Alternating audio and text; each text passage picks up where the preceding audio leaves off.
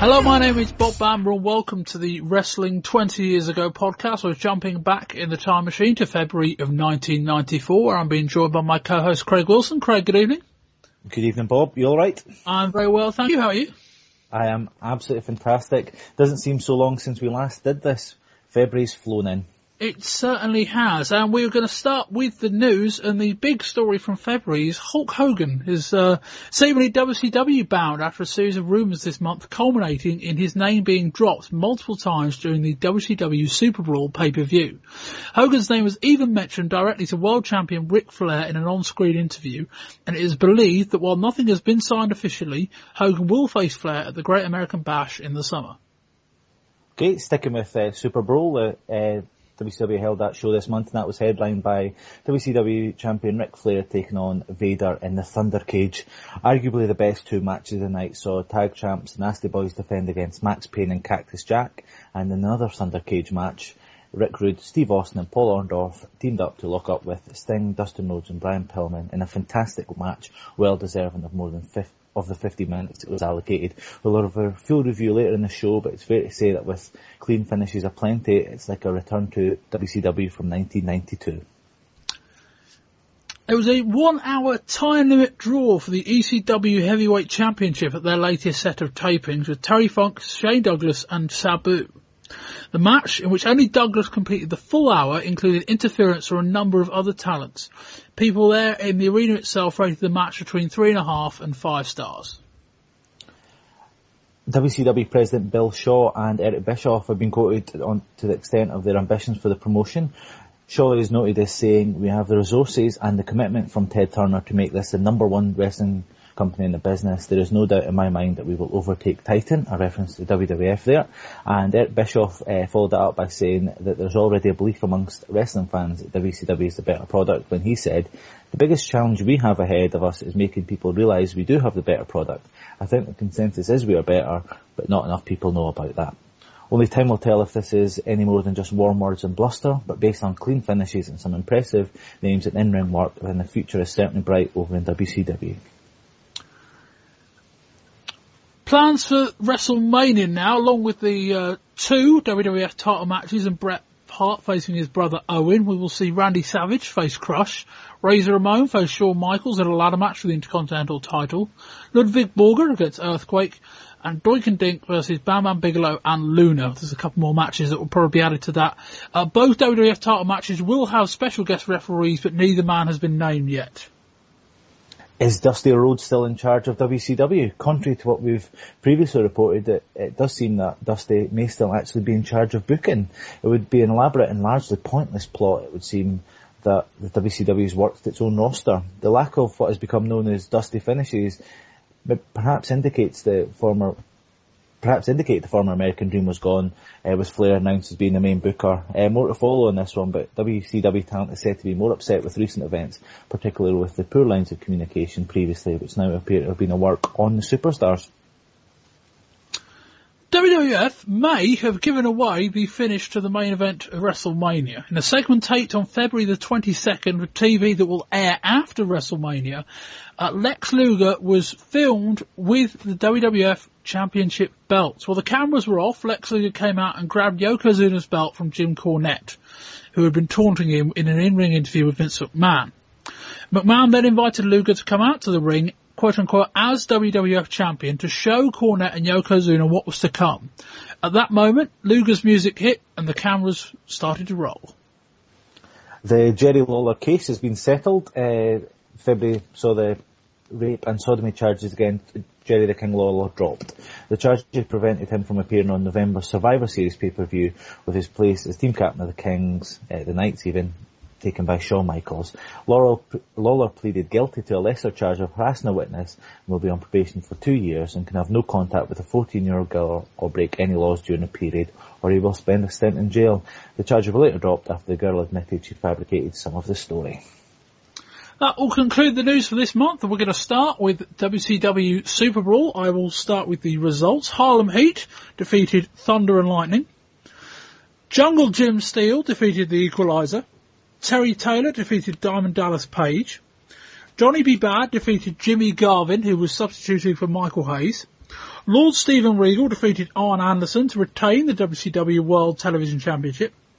Cactus Jack and Maxx Payne defeated WCW Tag Team Champions the Nasty Boys by disqualification.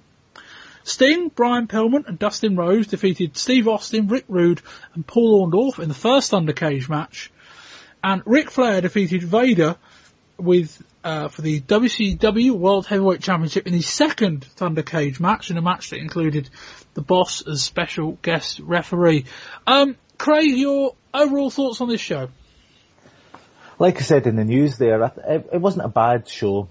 I'm very pleased with the fact that we're now in a position to not have to criticise cheap and dusty finishes, if you will. There was some good stuff here. Like I mentioned in the news, I enjoyed the tag team title match.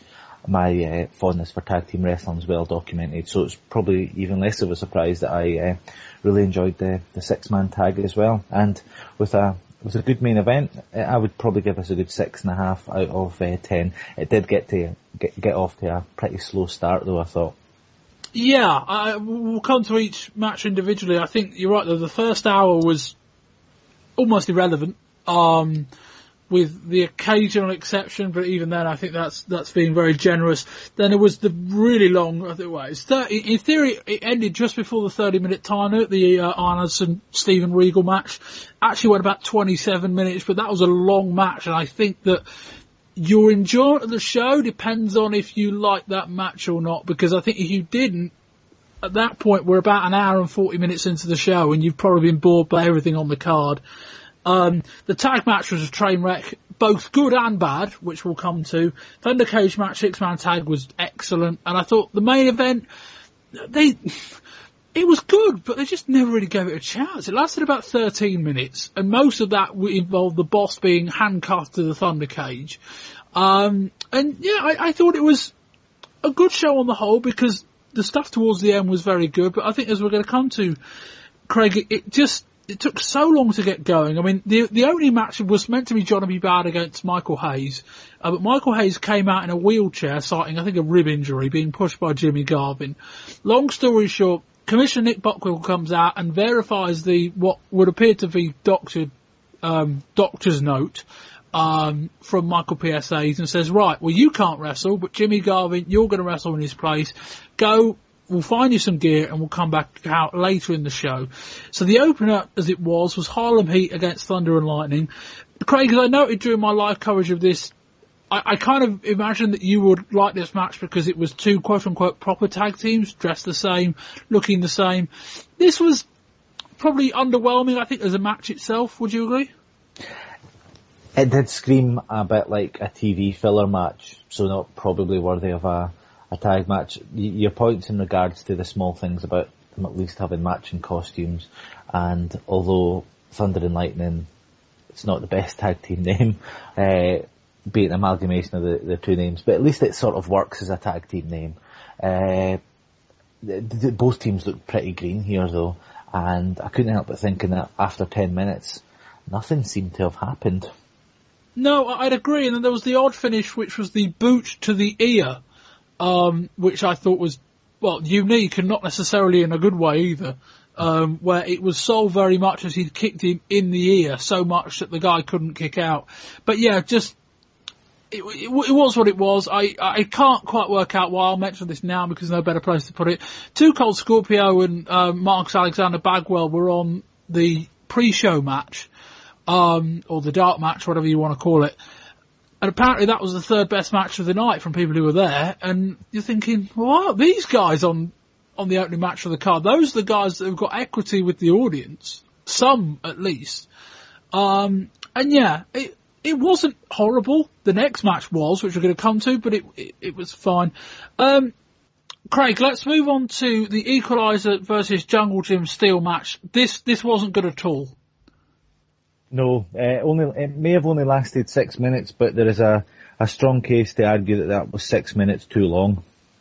Yeah, no, I completely agree. I mean, Equalizer's offense is terrible. It looks so fake, and I think it says a lot that I've seen a few Equalizer matches in the last few months that involved the Shockmaster that haven't looked half as bad. Now, okay, I think they were kind of 2 or 3 minute matches, where this was kind of 6 or 7.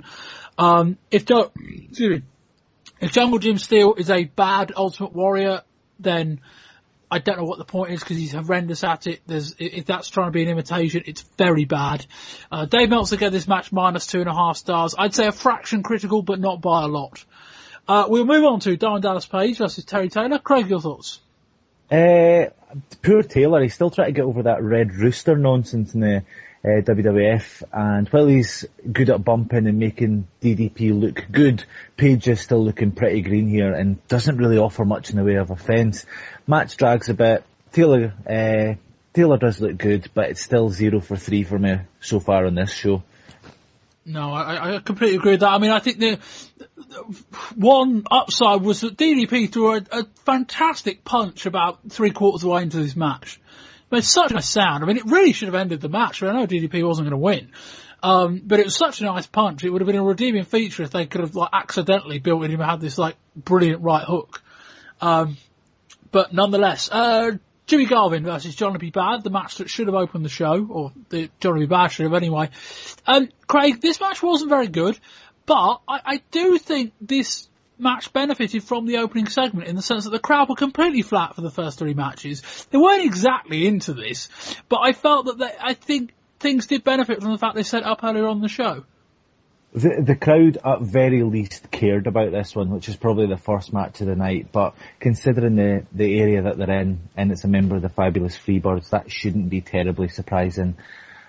It was okay, but there was a little bit too many rest holds for me on this one, and it's another negative for me, so it's still 0, and it's now up to 4, so 0 from 4 for me so far on this show.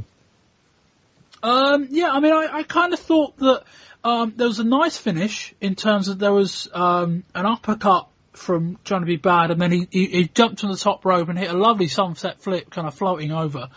And also I thought this match benefited very much from Michael Hayes being sat on the entrance ramp in a wheelchair just yapping away. I thought that improved the match. I think if you did that more often, that would improve. If Michael Hayes was sat offering just random thoughts during the first hour of the show, it would have improved it a considerable amount.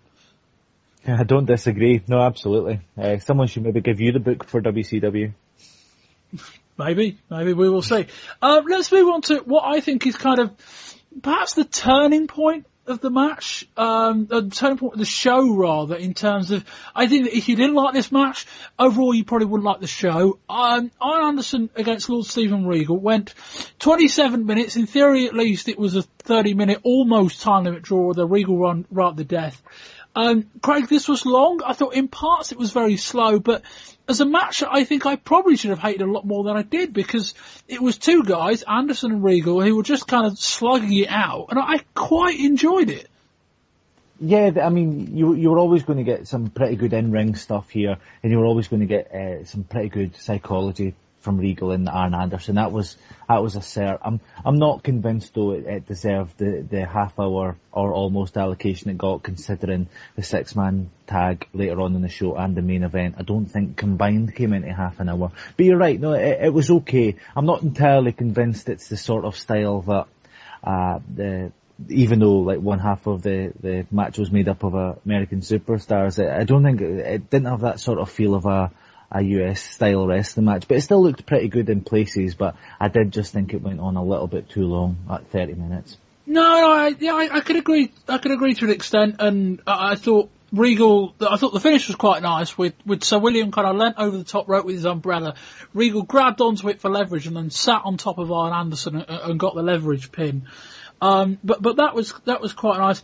We'll move on to the tag title match. Maxx Payne and Cactus Jack against the Nasty Boys. In both good and bad, Craig, I thought this was a train wreck. Yes, yeah, no, it was pretty crazy. It was messy. There was bumps. There was crazy stuff. There was stupid stuff. There wasn't many drop toe holds, etc. But you'd probably expect that from the four men. But it was fun. I think that's probably if you were watching it live, you'd get swept away in it. But if you were rewatching the match, you'd probably dismiss it for what it was. But it was always going to be something that would get the crowd going, and they did. It might have been fun to watch. I don't think it was a fun match to be in. I mean, we'll come to a few of the things in turn, but I'm pretty sure that only Sags walked away from this match in one piece. But we'll come to that. First of all, I thought it was interesting. We had Michael Buffer doing the announcing. Maxx Payne wearing black trimmed with skulls, which probably isn't something he's had to announce very often. The Nasty Boys wearing quote unquote black with splash, which describes their kind of multicolour upper body garb. And then, as I say, there was a great line, I think, before the match even kind of started, when Tony Schiavone was talking about the match with Bobby Heenan on commentary, and he kind of said, which way do you think this one going? And Heenan just said, how can you predict it? None of the four men in the ring know how to wrestle. Which, well, largely correct. The match then started with Maxx Payne doing a German suplex, which was odd. But this match, as I say, it was high intensity.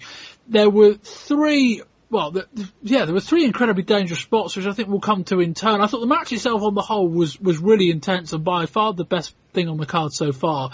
But then we've got that there was set up about 5 or 6 minutes into the match where we had Cactus Jack on the apron, Knobs on the outside exposed some of the concrete, and then Sags ran at Jack, and then Jack took a flat back bump to the concrete.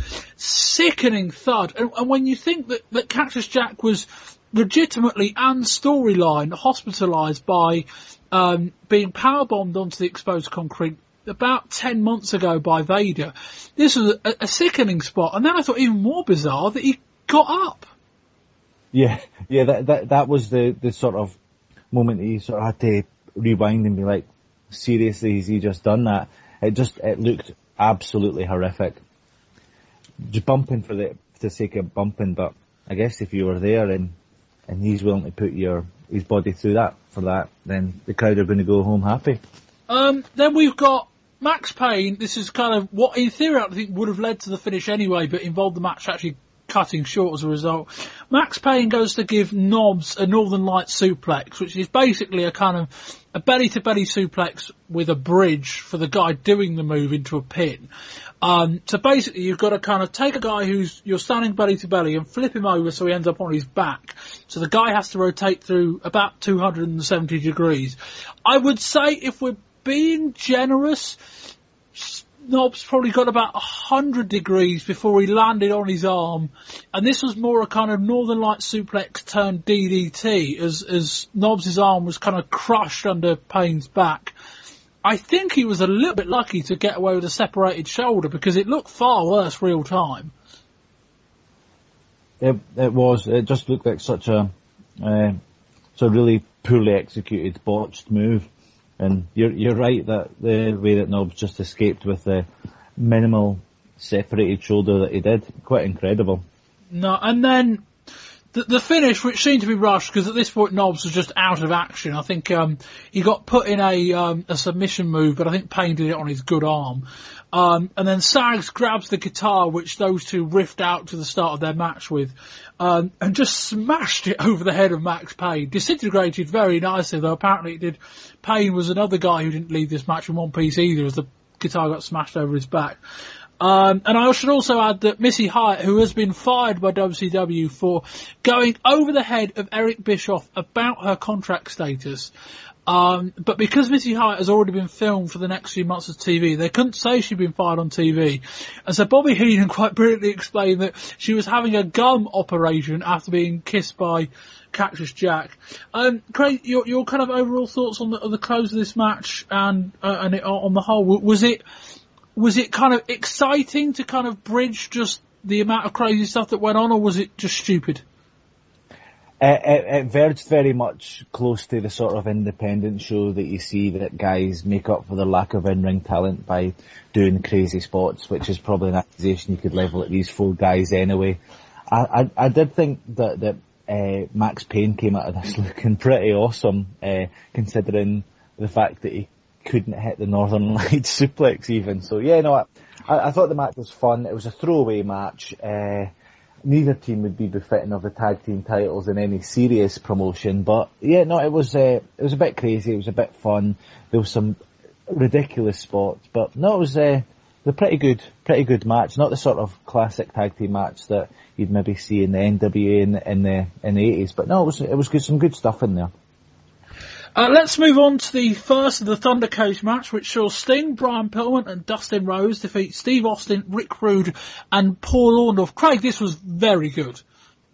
No, this was a very, very good match indeed. I think one of the first things we have to mention here is, what about Sting's pop right at the start? Man. I mean, a crowd that had been flat for almost everything went berserk. No, absolutely insane. It's just like, whoa, this is clearly the fans think Sting is such a massive deal here. I just thought this was really, really, really good.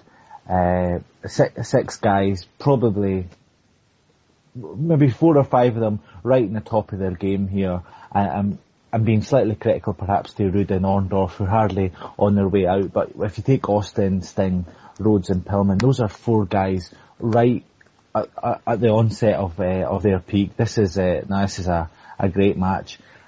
Sad that it only got just shy of 15 minutes that it got, but it was loaded with action, and the crowd were hot throughout, which is hardly a surprise. You'd imagine if it had been given maybe 15 minutes more, this would be a sort of early contender for match of the year already, but this was brilliant. Really good. I would agree. I mean, it's almost more perplexing that you'd have that 30-minute match earlier in the show, given that this match and the main event both felt like they'd been cut short, even though I don't think it was a case that they ran out of time. I think they planned it to be a 30-minute match in the middle and then 2 short matches in the main. But this was 6 guys who were all kind of very known to the fans. And I think when you look at the stuff in the first hour, one of the main weaknesses really was that the fans didn't know any of the guys were. And that was the main issue. And when you look at towards the end, I mean, pretty much everyone on the card from the second half onwards was over to a degree. And okay, Sting dragged this up. Austin was excellent in this match. And then you've got all the other guys who are all pros. They're all very good at what they do. The crowd are all very used to knowing what they should do. And this was excellent. I mean, I think you're right in the sense that it probably was, maybe not 15 minutes short of a match of the year candidate, but certainly 5, maybe 10. I think if it had gone a little bit longer, that maybe would have punctuated it, but there was some lovely spots. They used the cage very nicely. They built to Rude hitting the Rude Awakening on Sting after the match, which I think will set them up at Spring Stampede in April. So there's certainly some options as well they can go there. But yeah, I completely agree. Excellent match. Best match of the night.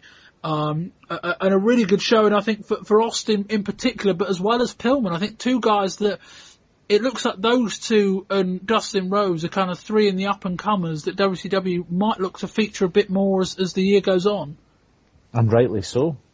And maybe on to the main event, Ric Flair defeating Vader with Harley Race with the Boss as the special guest referee for the WCW World Heavyweight Championship inside the Supercage. Craig, this match went 11 minutes, and I think Wade Keller described it as an angle loosely veiled as a match, because it really never got going, and it's not to say it was bad. I thought what they decided to do, they did very well.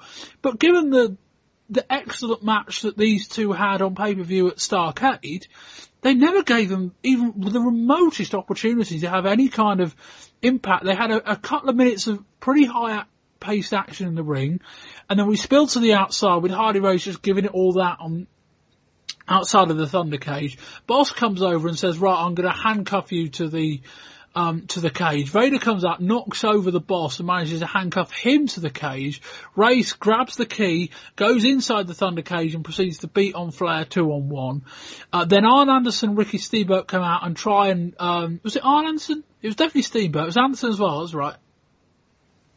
Yep. Yeah, they come out and try and get into the ring. They can't for a while. Then Boss breaks free and the camera completely missed that. Boss attacks Vader. Flair puts Vader in the figure 4. Boss then calls for the belt. I'm not sure if Vader tapped. I don't think he did, although it certainly wasn't abundantly clear on the show. It'd be remarkable booking if they were to make Vader quit. Tap out. That's very true. Again, this was good for what it was. I'm just not sure for what it was necessarily that well done. No, it just seemed a bit messy. Overbooked's probably the best term to describe the match. We've seen them have great matches one-on-one, and then you just sort of add the boss into the mix as if that's going to take it up to the next level at all. Strange one, but... Yeah. Craig, your overall thoughts on the card and a score rating? Yeah, I thought there was a couple of decent matches, certainly towards the end. A good final run, but the first maybe 4 or 5 matches just made you want to switch off more than anything. But as I touched on in the news review, there's more clean finishes now, which is going to stop us grumbling quite so much. But more simplistic booking leads to an enjoyable show. Who'd have thought it? 6 out of 10? Yeah. Again, we seem to have different opinions on the matches and yet come up with exactly the same score. First hour was flat. I enjoyed Anderson Regal more than you did. The tag match was a train wreck, but not all bad. And the 2 matches, for what they designed to be, were both excellent. And I think it's, again, I said this quite a lot when it comes to WCW, the top end of their roster is 1, very talented, and 2, pretty over. What they just need to sort out is that first hour, because consistently we're saying the first hour is involved in flat matches that aren't particularly interesting with guys that aren't particularly over.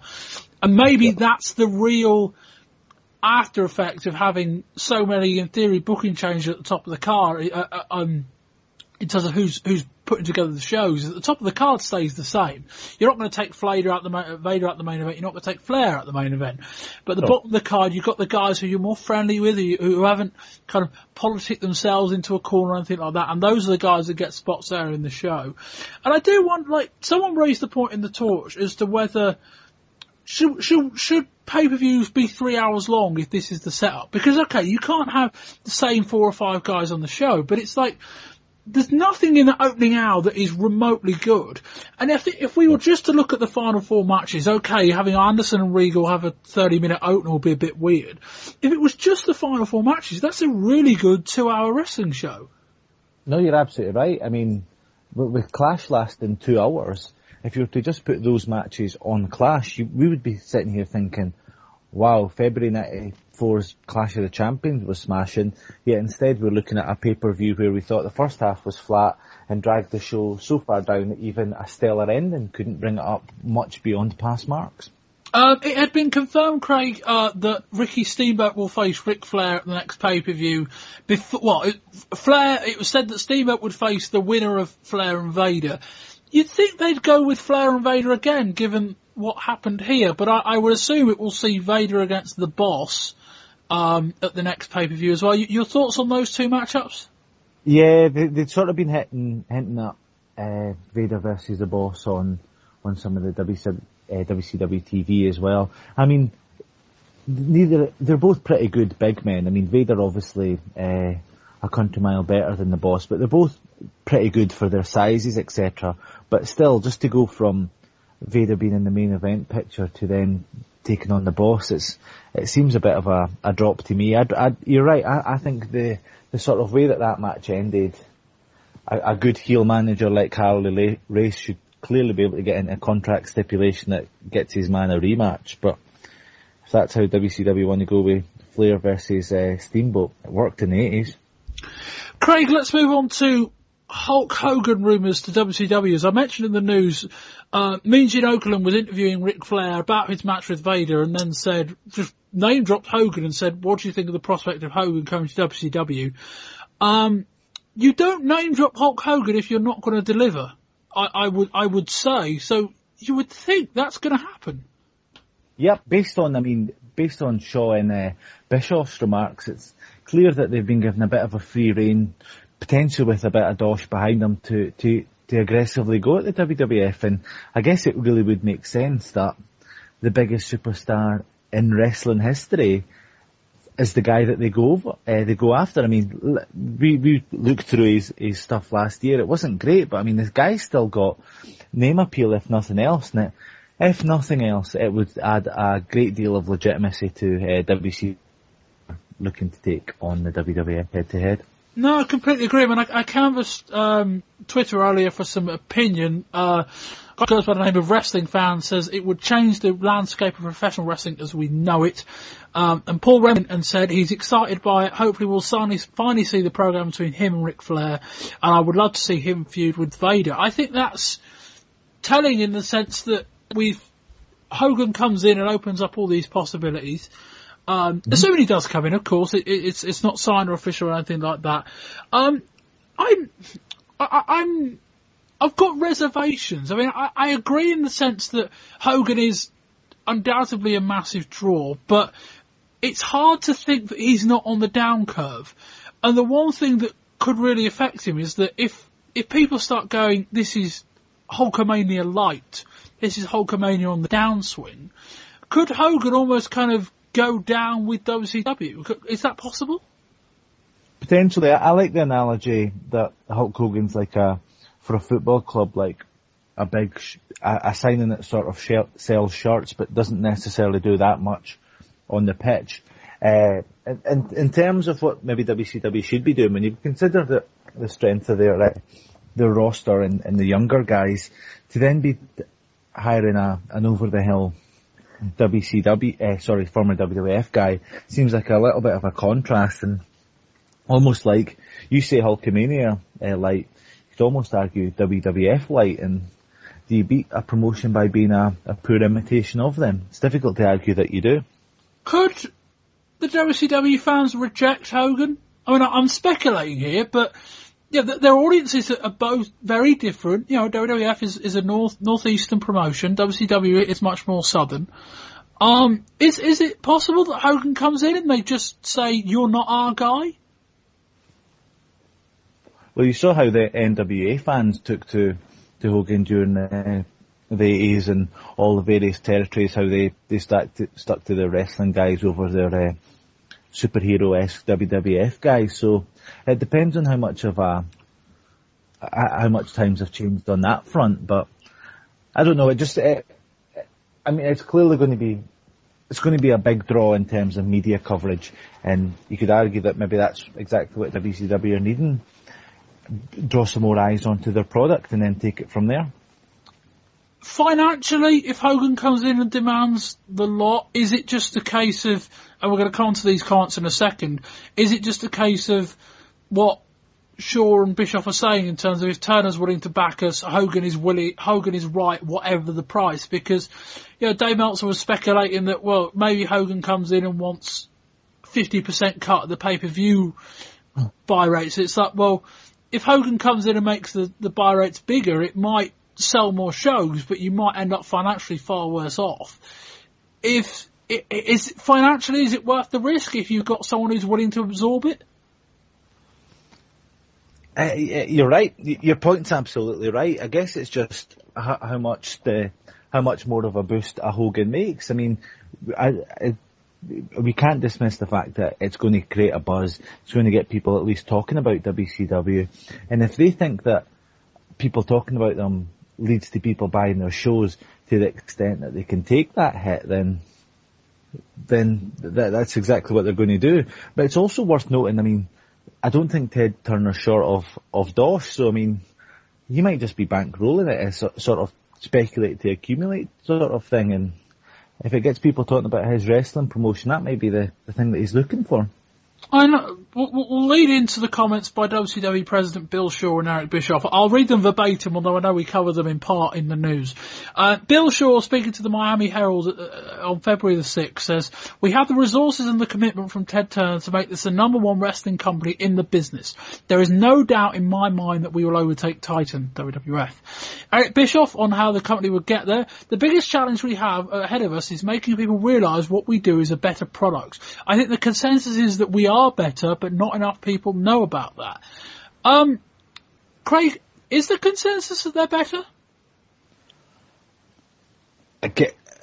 Clearly amongst their own the people that they're polling, I don't think so. I think it's got better, and I think it's probably within reach, certainly within grasp. But we're not talking touching distance. But I mean, we've just sabotaged the first hour of the recent output, so it's difficult to then argue that you're getting 5-star matches on every card. So I think there's a little bit of hyperbole in what Eric Bischoff says, but with the right investment, bringing in the right talent, then who knows what can happen, especially if it creates a little bit of a buzz about the promotion. Yeah, I mean, I guess part of what I'm going to say is based on fact, and part of it, what I'm going to say, is based on subjective opinion, and so you might reject the latter. But I guess the former says that in terms of numbers, in terms of people turning up at buildings, in terms of people watching the television, in terms of people buying the shows, WWF is tangibly further ahead than WCW in almost every metric. Mm-hmm. But I would say that when you watch the shows and you look at the reaction to the big names, WWF, now there's no Hogan, is a mile away from WCW in terms of having the bigger, well, I say the bigger draws, because if they're the bigger draws, they draw more kind of buys and viewers, etc., and all evidence says they're not. But in terms of the guys that are getting the crowd reactions and the guys that are more over to the people in the arena, I can't speak for people at home, I would argue that WCW is a good few paces ahead of the WWF. So while you might say that they're not within touching distance, I kind of feel like they might be if they can just sort out a few things about their undercard. The main event players are there. I don't think there's much doubt about that, particularly if Hogan comes in. Yeah, no, exactly. There is certainly a lot going on there. I mean, we discussed the pop that Sting got when he came out. It's difficult to really think of many guys in the WWF roster that get such a reaction from the WWF fan base. So no, you're absolutely right on that front. So I don't know. I was going to say certainly, and we've certainly touched upon this.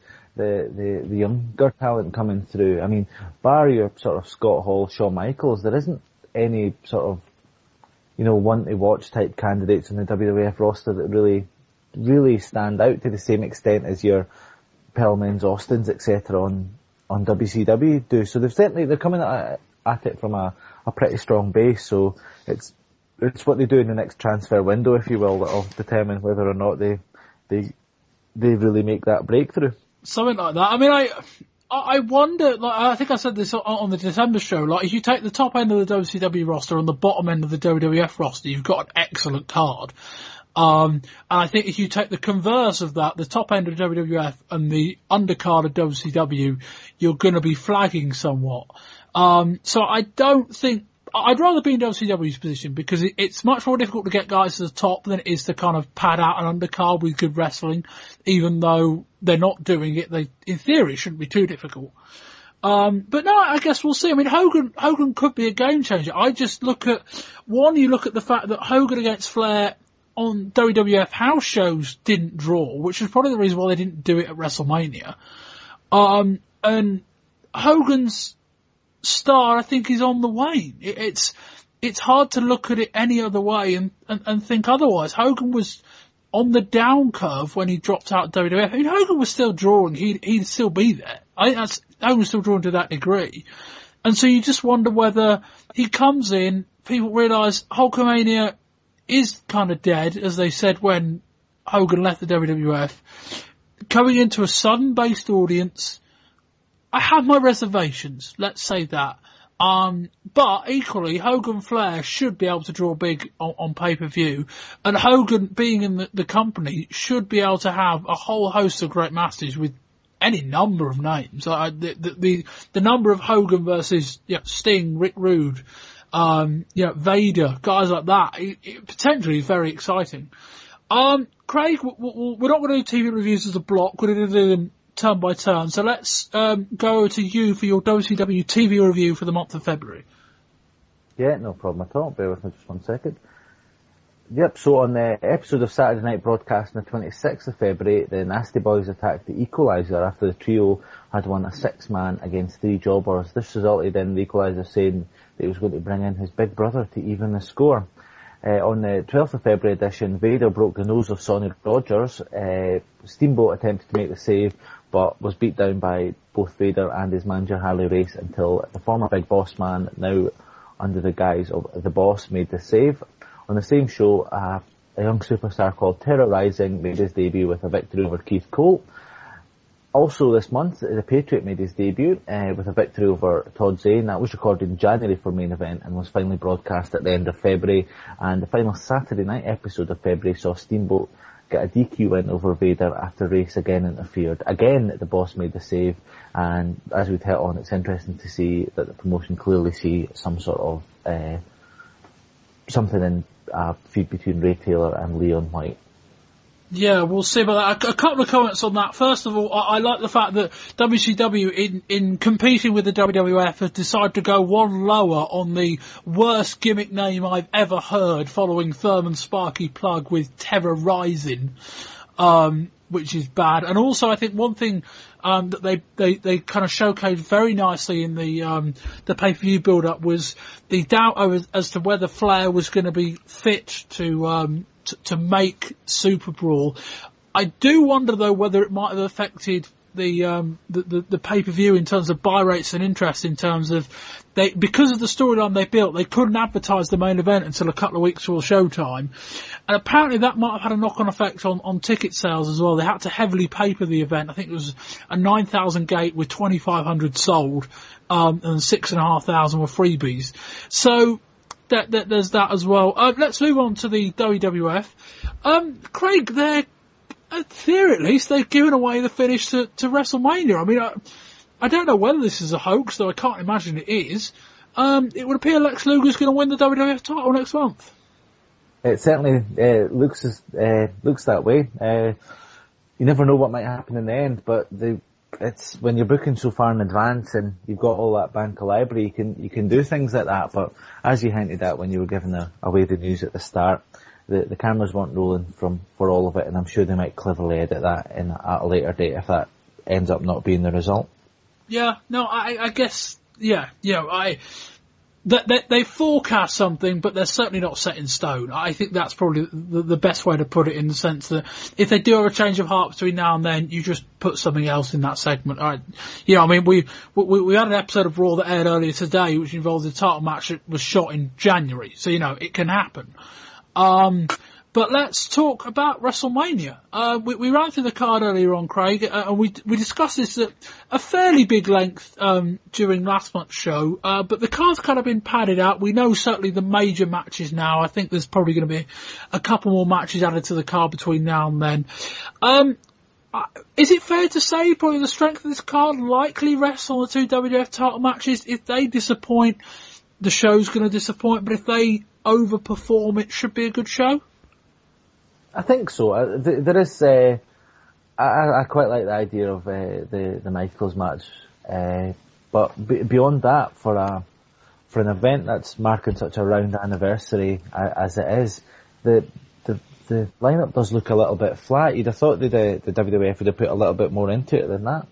But what is it missing? Because I think it's flat because there's just not that many over guys. Because I think they've done pretty much everything they can with the guys they've got. We've got Savage and Crush, we've got Michaels and Razor, we've got Brett versus Owen, and then we've got the two title matches. There's nobody missing. Well, Undertaker's the one exception, but I think he's injured or having time off. So I don't think Undertaker's the one name that we haven't mentioned, but I'm almost certain he's just missing in action. And so I think they've done the best they could, but I don't think you can signpost any more that we're hedging our bets by having two WWF title matches. I think that's the biggest indicator that they know they're a bit flimsy at the moment. I think you're right. I think the WrestleMania 10 card lacks exactly what the WWF lacks at this point, and that's star power. No, completely agree. And no, it should. I'm looking forward to the card. I mean, the ladder match is interesting because I was doing some digging earlier today. That I believe there have been 4 ladder matches in prior to this. 3 of them were in Calgary, although only one did include Bret Hart. There was also a ladder match a couple of years ago on Wrestling Challenge, of all things, between Bret Hart and Shawn Michaels. But the ladder match, I'm intrigued by the concept, but I've no idea if it's going to work. Because it certainly hasn't been showcased on this kind of scale before. And guys can't be that used to it. I mean, it might be good, I don't know, but it's one of those things that if it works, it props up the show. If it doesn't, what was that? Yeah, no, you're absolutely right. I think it's a total hit or miss. It's a bit of a risk putting on such a match for the first time in front of a really big audience. So I guess it relies on how much the WWF can trust both Ramon and Michaels to make that one work. No, I will cover the WWF Raw TV review. A fairly quiet month, Raw this month. Yeah, the lull show between pay-per-views, and also there was one show that was preempted by the Westminster Dog Show. But what we did see was earlier today, Yokozuna retained his WWF title in a DQ loss to Randy Savage. Aired earlier today, that match was actually shot at the end of January. There we had Owen Hart, who's obviously building to his match with his brother Bret at WrestleMania. He came out for a squash match earlier this month wearing Bret's glasses and did the Bret shtick before going up to a young child in the crowd. He took the sunglasses off and just ripped them up in front of him. Also, Owen tried to get involved in Bret Hart's match against Bruce Pritchard on later in the month, but despite his involvement, Bret still won. Razor Ramon and the 1-2-3 Kid defeated the Quebecers by DQ in a tag team title match that continued the build for Ramon against Michaels at WrestleMania. It was a very good match, actually, for what it was, though I think it was fairly clear that it wasn't going to end cleanly. We had Diesel stood in the entranceway, kind of providing what would turn out to be a dummy distraction as Michaels ran in from the other corner of the ring to break up the pin and force a DQ. But those are the main talking points from Raw. And now we're going to move on to ECW. This didn't air on TV, this match, so it should be worth saying that myself and Craig both went into this match having managed to get a tape from America, which I think in 2 weeks is a very good effort. But we managed to get a tape from America of the Shane Douglas, Sabu, Terry Funk, hour-long time limit draw, which was, for those in attendance, we're calling it a match ranging between 3.5 and 5 stars. Craig, it's difficult because to hear the phrase between 3.5 and 5 stars, you automatically kind of put your expectations up very high. And also in the sense that ECW does not have the production levels to properly replicate the match from a fan perspective in the arena to what we would see on videotape. I thought this was very good, and I thought this achieved what I think it probably set out to achieve, which was to kind of, a bit like last month with the kind of 45-minute time limit draw, put the company on the map. But from what I can see from the videotape we got, I think to call this match a great match is overstepping the mark. I think so. What was great about this, though, was, and the run-up to this one, was Shane Douglas. For those that remember Shane Douglas in the 91 WWF Rumble as the clean-cut guy to go to this obsessed challenger in ECW. It's just awesome.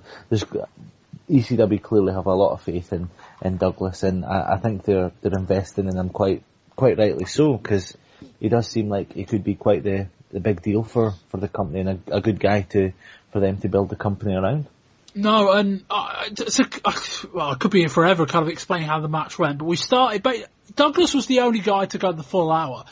Terry Funk, quote unquote, won the coin toss before the start of the match, so he earned the right to sit out the first 15 minutes. It's a triangle match, and I'm not sure whether it was elimination or not. Also, there were no eliminations, so I'm not entirely sure. But Douglas and Sabu fought the first 15 minutes. That ended rather abruptly when Sabu laid Douglas on a table outside the ring and over the barricade. Now the barricade is much closer in ECW. It's probably only about a metre and a half from the apron compared to maybe the WWF where it's 2 or 3 metres. So he laid Douglas on a table on the outside over the barricade, did a diving moonsault off the ring apron ropes from the top rope but not on the turnbuckle, flipped over. Douglas rolled out the way at the last moment. That was a very big spot early on. So Sabu gets led out because he's selling the injury. Douglas comes out and then those two kind of brawl around and Sabu comes out with about 25 minutes left. Interference from everybody here. Terry Funk's Few Good Men, Axley and Rotten. Paulie Dangerously got involved. Sherry got involved. A few other guys got involved. I think 911 was out there at one point as well. In many ways it was a mess. I thought up until 50 minutes it was a very good match, but Craig, towards the end, the final 10 minutes, okay, you're trying to play out a draw, so you're trying to build them up as all three as being kind of equal, so nobody can really get the advantage. But I just thought it led to an odd kind of last 10 minutes where nobody was really able to get the upper hand, which was kind of by design, but it never really, there was no false finishes in the final 10 minutes, and that for me stops it from being a great match, in the sense that it kind of plodded to its conclusion, I would say. Yeah, no, I'd certainly give you that. What does make the match is the sort of just the sort of dramatic moments throughout, and the fact that it was a very sort of different style match. The triple threat match isn't a match you tend to see too often. Some of the bumps were impressive. The Douglas and Funk brawling outside the building and off camera was pretty insane.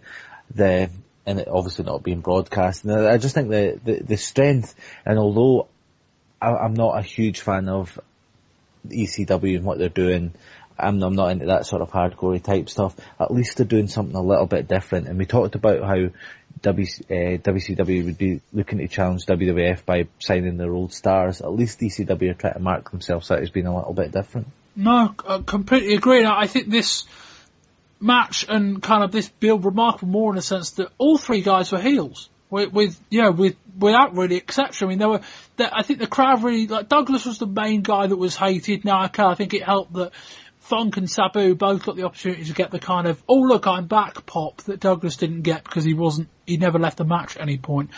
What this did lead into though, and the match didn't actually air on ECW TV, which is why we had to wait to get the tapes in. But what did air on ECW TV was the quote-unquote press conference that aired that was shot in theory after the match between Funk, who was very much in the press conference at least playing the babyface, saying how, he'd wrestled for such a long time and that in some of the guys in ECW he thought they had some great work. And Douglas, who basically said, look, I was the only guy that lasted an hour. I deserve to be champion. Then there was a great moment where Funk says, go on, I'll give you the belt. And Douglas went, what? And he's like, I'll give you the belt so I can beat you for it properly at the show in the next month. Craig, I thought this press conference was fantastic. It was two guys who can cut a promo, just high intensity, ended in a brawl. This was superb. And completely different. I mean, press conferences just make it seem like totally real, like in the same way that in WCW time limit draws and there being a time limit on the match makes it seem like it's a sporting contest, as does a press conference. It's simple, but it's incredibly effective. Yeah, no, I completely agree, and this was one of my... Again, when I say the match wasn't a 5-star match, it was very, very good. I'm not disputing that. I just think it's one of those things where if I was in the arena live and I didn't know how good it was going to be, maybe I could get swept away in the moment, but watching it from this distance, having been told how good it was, I think my expectations went really high, and it came in a little bit below that, but it got the headlines, and it did exactly what it wanted to do, and it was fantastic in many different ways.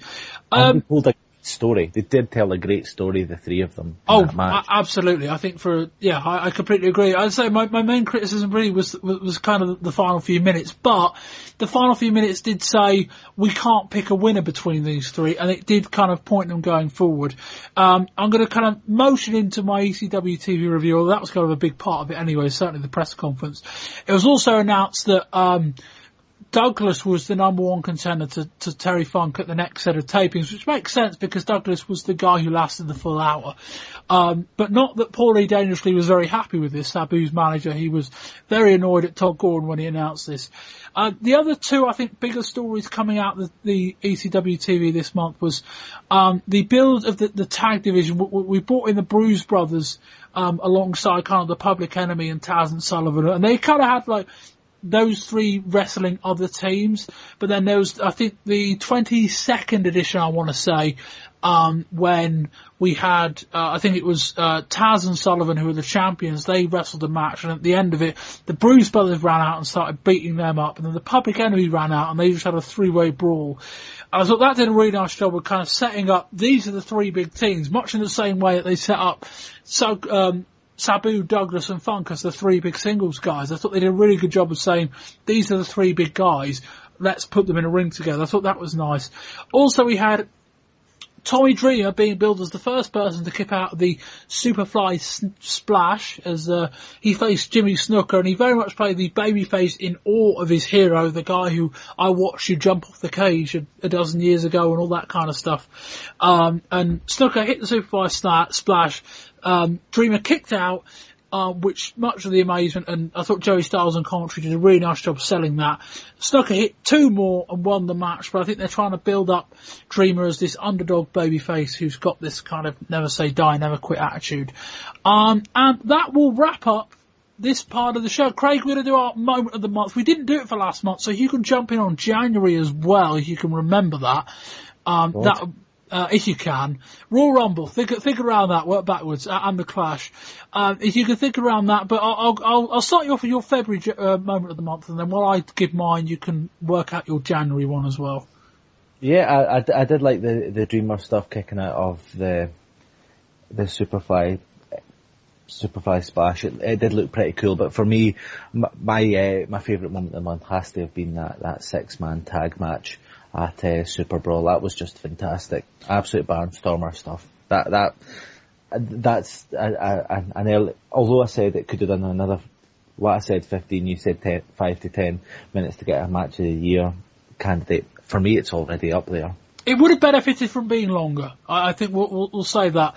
I'm going to have two moments of the month this month, and not the ECW title match, although it was very good. My match of the month, I'm going to award to the Maxx Payne Cactus Jack Nasty Boys match. Wasn't necessarily the best, and in many ways it was a train wreck, and in many ways there were faults with it, but it was really watchable. I don't know why. Maybe it's just because like Brian Knobbs has got this reputation of being a bit of an arse backstage, but it was kind of nice seeing him like getting dropped on his arm, and the Cactus Jack bump, while rather illogical, you don't see that very often. The guitar shot was brutal, and the match itself, as I say, like those are the three kind of big talking points, and in many ways they were all negatives, but the match itself was really good. Really good. It was really high octane, and as Bobby Heenan said at the start, none of these guys can wrestle. It's like, well, no, they can't, but they can all fight, and that's just as watchable, particularly a guy like me who kind of likes that style, that kind of heavy-hitting style of wrestling. And I think my other moment of the month will go to that press conference. That was superb. Funk and Douglas were so believable in that kind of 10-minute exchange. Brawl at the end, like Funk, I don't know whether he turned face or maybe that was just kind of a de facto thing, although I'm guessing at some point you've got to turn one of them, given that they're all heels. But that was excellent. The title match, the ECW title match was very good. There were a number of good things in wrestling this month. And I don't mean to undercut even, I'm going through everything now, don't mean to undercut the 6-man tag vote, which I also thought was excellent. My moment of the month for January was the ECW title match between Funk and Douglas. That was a 45-minute time limit draw. Again, that was different, and maybe had the ECW title match from February been in that month, I'd have given it to that. But that I thought was better than anything the WWF put out, or even WCW put out in the Clash. Craig, have you got any recollection of what you liked from January? I did, obviously, a big Rumble fan. I'd hoped for a little bit more from the 94 Royal Rumble, but it was largely full of talent that was never going to win it. So that did nothing for me. I thought the Hearts re-splitting back up stuff was pretty good. I did enjoy that from the from the Royal Rumble undercard. But I really liked the main event of the January's Clash of the Champions. I enjoyed the elimination, Sting and Flair versus Vader and Rude. I didn't love it, but it was probably the best match for me of that month. So I'm going to go for Sting and Flair versus Vader and Rude in the tag elimination match that closed.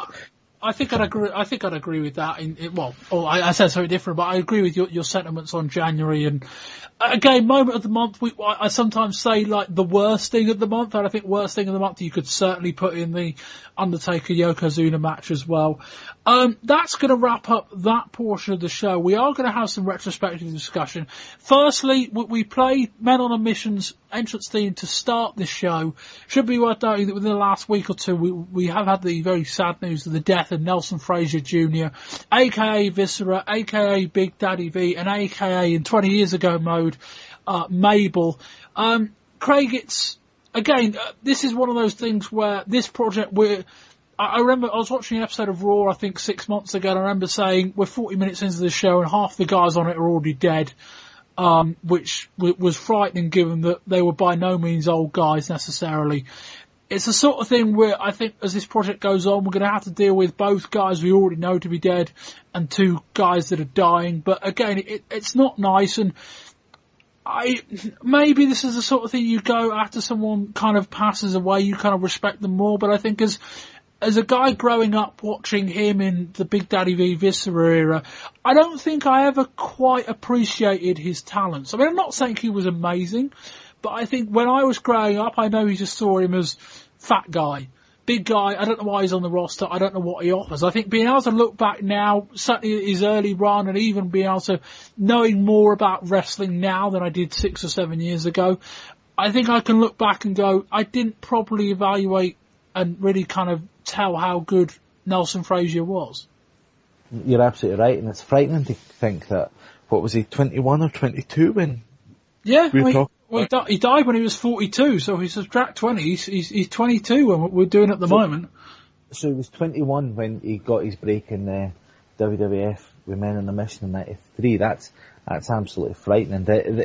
I remember reading online, now I can't remember the exact pay-per-view, I'm thinking it's WrestleMania 5, and I remember reading somewhere on a wrestling forum that was the event that has the record for the most dead wrestlers on it, and you're just thinking that's absolutely frightening that such a discussion and such a record even exists. And you're right, it's one of the things we're going to pick up more and more, and it is really sort of sad, especially as we're looking at a wrestling era, particularly in for me that I lived through seeing these guys that you watched on TV that have sadly passed and well ahead of their time. And I never really got the Mabel stuff a lot of the time. He was an entertaining, clearly going to be a great tag team not a great tag team, but a tag team that the fans were really going to get behind.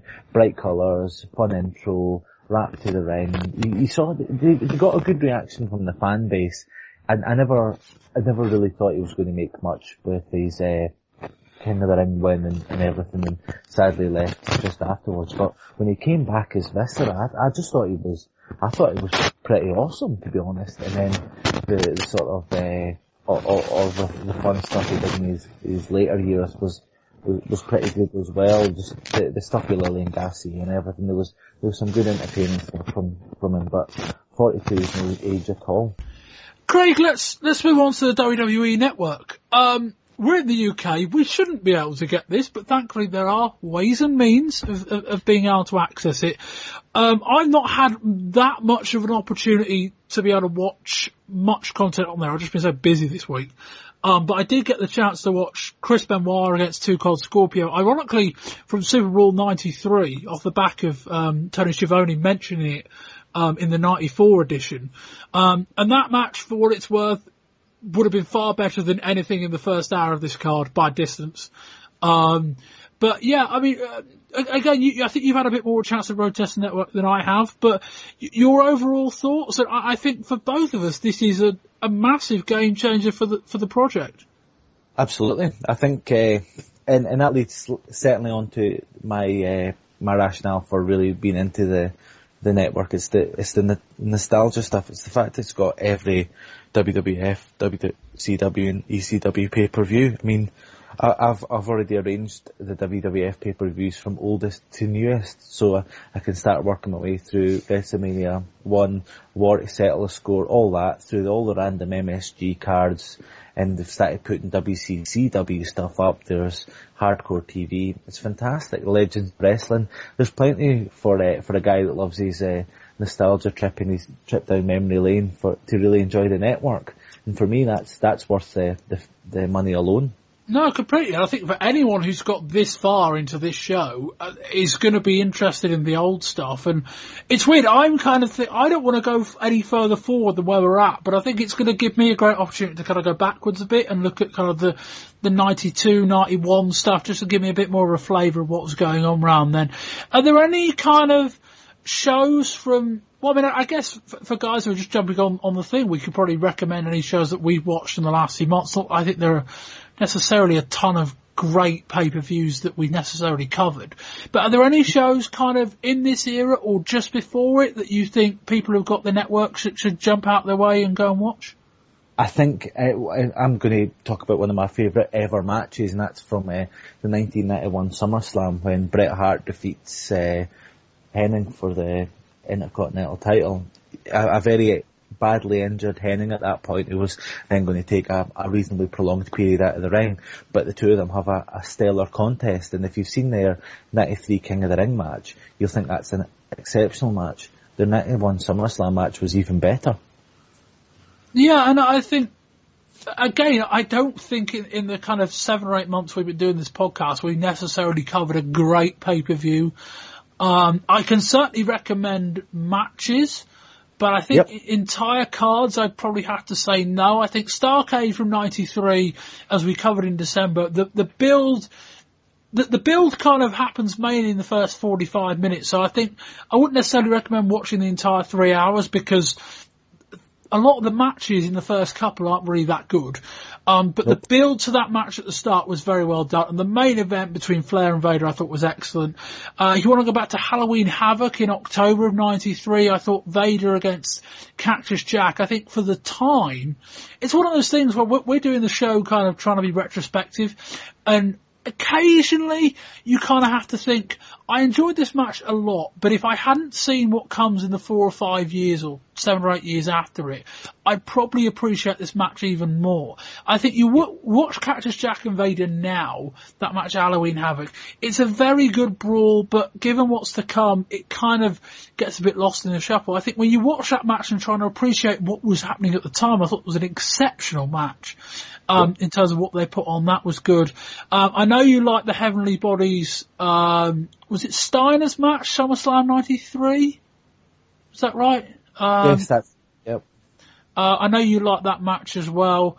But again, I'd also, as I've been saying a couple of times on Twitter, if you want my dare, 3 hours, watch Battle Bowl, be bored out of your skull. Craig, you haven't seen Battle Bowl, have you? I've seen enough of it. Right. Fair enough. I'll leave it. Go on.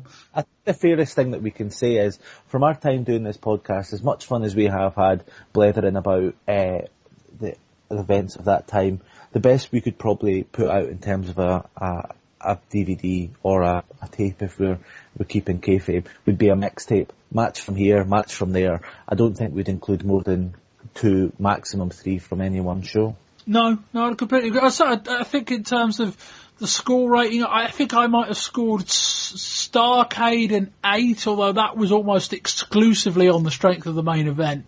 Other than that, I don't think we've had a pay-per-view that we've ever consistently scored above a 5 or a 6. And Superbrawl wasn't bad. In terms of the shows we've watched since August, Superbrawl was pretty good. I think if you want to turn on Superbrawl and watch the final 2 hours, I think you're good. Well, your final 90 minutes, you might not like Regal against Anderson.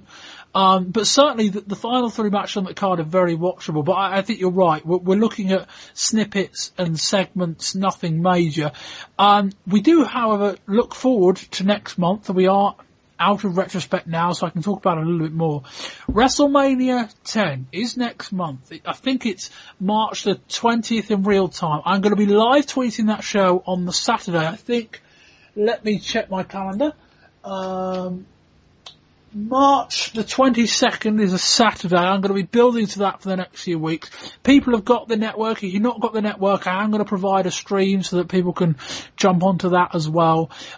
If you've got the network, Saturday, March 22nd, I'm thinking of starting at about 9 o'clock UK time, which is 4 o'clock Eastern on the Saturday. I would go later, but I'd probably fall asleep during the main event. We are going to be live tweeting WrestleMania 10. Craig, I very much hope you can be there. I'm going to try and get Colin on both for that and for the show that we do the following week as well. But that's certainly going to be a big deal. And I think that's probably, I mean, we spoke about earlier in the show, and again, I'm trying to manufacture opinions, but we know kind of how good the Bret Owen and the ladder match is from that show, certainly. So I think that's very much going to be a very enjoyable thing. And I just think for the project as a whole, you know, I can torrent and download stuff to watch, and I can provide it for people who want to watch it. But I think to be able to go to people, we're going to live tweet it tonight. You can go on the network, or even like follow along with our tweets on another day and just watch the show. This is for this project. The network is a massive game changer, I think. Absolutely, and I would like to point out that WrestleMania 10 easily makes my top 5, if not top 3, favourite WrestleManias. Excellent. And it is also worth saying that I believe that Spring Stampede coming up in April is also regarded as a very good pay-per-view as well. So as much as I say we haven't had a great pay-per-view yet, I think in the next couple of months we might have a couple of very good ones. I mean, by all accounts, there's an incredible tag match in that which lasts about 7 minutes, which is bloody unbelievable. And then there's Ric Flair, Ricky Steamboat, which apparently is excellent as well. So we've got all that to look forward to. Anyway, Craig, that's going to wrap up this week's show. Plug your Sun Scotland column, your blog, and anything else. Let's do that now. Yeah, no problem at all. Probably the easiest way to keep tabs on my musings is to find me on Twitter. You'll find me at CraigW4584. There I post out all my links, and as Bob said, about my column writing about wrestling up here, up north in Jockland, where I cover all the best stuff, including going to see Premier British Wrestling tomorrow evening. Looking forward to that. And I also write and edit a blog called Ring the Damn Bell, and you can find that at ringthedamnbell.wordpress.com. What was your thoughts on the two impacts that you saw in person? I think we discussed this off air last time. But how did Impact compare seeing it in person to the TV product, if you had a chance to see it? It was good, but I thought watching two shows back to back, it is a bit of a slog, if I'm being honest. I would say at least a third, if not slightly more, of the crowd filed out before the second one was halfway through, which was a pity because that was the one that had the what's he called? Abyss versus Eric Young Monsters Ball match, which was probably the best match of the two shows. The second show probably did feature the best in-ring action, and it's a shame that was filmed in front of a reasonably flat crowd. But no, it was all right. It was as someone that's used to more seeing sort of the WWF phoned-in house shows that frequent Glasgow. I was pleasantly surprised by the fact that there was a little bit more meaning in what was going on. It was a good night, and I did enjoy. Well, if it's someone who's used to WWF house shows, there might be a bit of a culture shock given that they've not watched the program for about 14 years. But yes, if they're into WWE house shows, then very much so. You broke through the podcast by talking about Twitter, so don't start. Well, that's true. Yeah, all right. I guess. Well, we've actually done pretty well. We used to make up mix up all the time, but I don't think I've done it for a while. But no, I mean, I'm probably. Well, I've got NXT Arrival to what we're having a chat now. So, like, yeah, at Wrestling 20 years ago on Twitter. I'll wrap it up in a minute. But no, I've got NXT Arrival to watch in the next couple of days. I've also got Impact to watch that I was at. It's the first of the two tapings from London that I saw, and I get the impression, and you can speak to this as well, that there are so many backstage segments. It's untrue, really. That every segment has to seem to bookend with a backstage segment, which I think hurts their matches because none of them seem to run longer than a quarter hour. And if Tron didn't, or whatever their version is, didn't work for the first show in Glasgow, so all we heard was muffled voices backstage with nothing going on. So it was like, what is happening? I think that hurt the atmosphere a bit in Glasgow. Well, that's better than we got. We just got no backstage segments at all. I don't know whether they kind of thought, well, we're running long or we're boring people or anything like that. But it just kind of, from what I saw of the live stuff, it seemed to be for every match they wanted to have a talking segment. And that felt a little unbalanced. And then we're going to have all the stuff added in afterwards in post-production as well with all the backstage segments. I wonder, but again, I mean, I enjoyed it very much. So, by all accounts, the Impact episode that aired last night was quite good. So I'll go and watch that. Anyway, we'll finish chatting all there. That went a bit weird. But yeah, as I say, you can follow me on Twitter at Bamber. You can follow the project at Wrestling20YRS. We're on Wrestling20years.com is our website. You can listen to all of our old episodes. We're on iTunes, on RSS, etc., etc., etc. Again, March 22nd, WrestleMania 10 live tweet, 9 o'clock UK, 4 o'clock Eastern. I'm going to be promoting the hell out of this because I want as many people as I can watching and live tweeting the show as I can get in the next 3 weeks. I think with the network, it's massively easy, providing the network works. But we'll come to that again. But anyway, until next time, I've been Bob Bamber. This has been the February 1994 edition of the Wrestling 20 Years Ago podcast. And until next time, goodbye.